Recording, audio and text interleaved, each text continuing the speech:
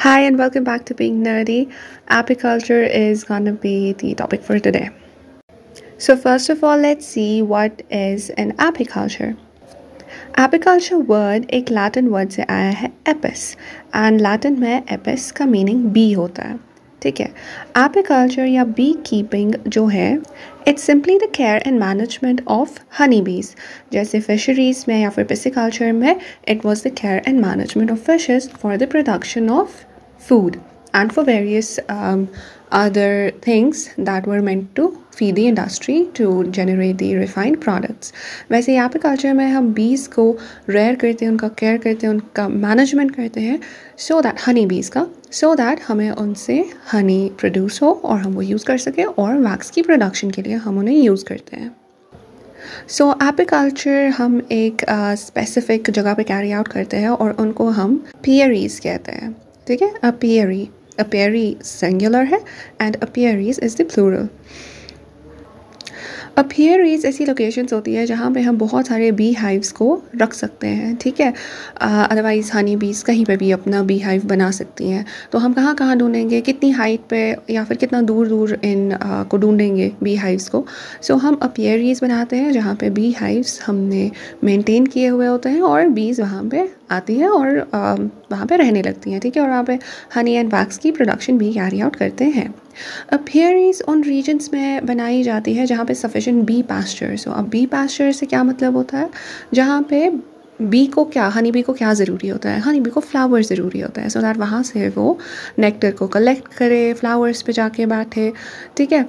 जिस जगह पे फ्लावर्स ही नहीं होंगे उस जगह पे हनी बी का क्या काम. सो अपियरीज हम वहीं पे बनाते हैं, वहीं पे सेटअप करते हैं जहाँ पे हमें ये बी पास्चर्स अवेलेबल हो. ठीक है. There has to be a lot of flowering plants.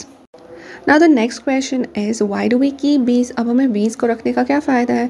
जैसे एग्रीकल्चर में प्लांट्स को ग्रो करने का क्या फ़ायदा था, फूड प्रोडक्शन या फिर बाकी कुछ चीज़ें जिससे हम डिफरेंट प्रोडक्ट्स बनाते हैं. फिशरीज़ का क्या पर्पस था, हम फूड प्रोड्यूस करें. अब बीज का भी क्या पर्पस है, बीज का भी पर्पस है कि वो हनी प्रोड्यूस करे और वैक्स प्रोड्यूस करे. अब हनी और वैक्स के कुछ इम्पॉर्टेंस होनी चाहिए जिसकी वजह से हम वो ज़्यादा से ज़्यादा प्रोड्यूस करना चाहते हैं. तो हनी में ख़ास बात क्या है, हनी में 17% वाटर एंड 78% शुगर होता है with different minerals and enzymes, जिसकी वजह से अगर हम वो कंज्यूम करेंगे हमारी फूड की डाइजेशन में हेल्प होती है. और हनी एंटीबैक्टीरियल है तो ये काफ़ी मेडिसिन का भी एक इम्पॉर्टेंट कॉन्स्टिट्यूएंट होता है. इसके अलावा हनी के और भी बहुत सारे न्यूमरस हेल्थ बेनिफिट्स हैं जो कि आपने सुने भी होंगे, जैसे anti inflammatory, antioxidant, antibacterial agent है. तो इस वजह से हम ज़्यादा से ज़्यादा हनी चाहते हैं कि हम ज़्यादा से ज़्यादा हनी प्रोड्यूस करें. ठीक है. तो हनी बी हाइव से हम कैसे फिर फाइनली एक्सट्रैक्ट करते हैं, एक एपरेटस जिसको हम हनी एक्सट्रैक्टर कहते हैं. देन ये नेक्स्ट थिंग जो हनी बीज प्रोड्यूस करती है वो बीज वैक्स होती है. ठीक है. बीज वैक्स जो है वो प्री हिस्टोरिक टाइम से हम यूज़ करते आ रहे हैं as a lubricant, water proofing agent. ठीक है. वैक्स होता है तो वाटर प्रूफ ही अच्छे से कर पाता है. मेटल्स या ग्लास की कास्टिंग के लिए हमारे पास वुड होता है, लेदर होता है, हम उसको पॉलिश करते हैं तो बीज वैक्स इनके पॉलिश करने के काम भी आता है. या फिर हम बीज वैक्स से कैंडल्स भी बनाते हैं या फिर कुछ कॉस्मेटिक्स में भी बीज वैक्स का यूज़ होता है. Since Honey and bees wax का इतना ज़्यादा यूज़ है दैट्स वाई हम ये अपियरीज सेट अप करते हैं और एपिकल्चर कैरी आउट करते हैं to extract and to produce more and more honey and bees wax.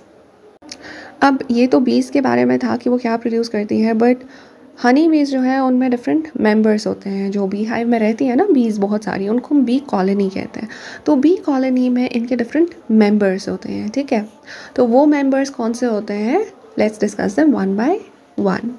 तो सबसे पहले आते हैं ड्रोन्स. ठीक है. साइड पे आप पिक्चर भी देख सकते हो. इनकी मॉर्फोलॉजी में थोड़ी बहुत डिफरेंस होती है क्योंकि ये हनी बीज तो है, तीनों हनी बीज है, ड्रोन्स, वर्कर्स, क्वीन, ये तीनों हनी बीज हैं, लेकिन इनके जो ये फंक्शंस कैरी आउट करते हैं वो भी डिफरेंट है और इनका बॉडीली स्ट्रक्चर वो भी काइंड ऑफ डिफरेंट होता है because they have to carry out different task. तो उसकी वजह से इनका बॉडी स्ट्रक्चर भी डिफरेंट होता है.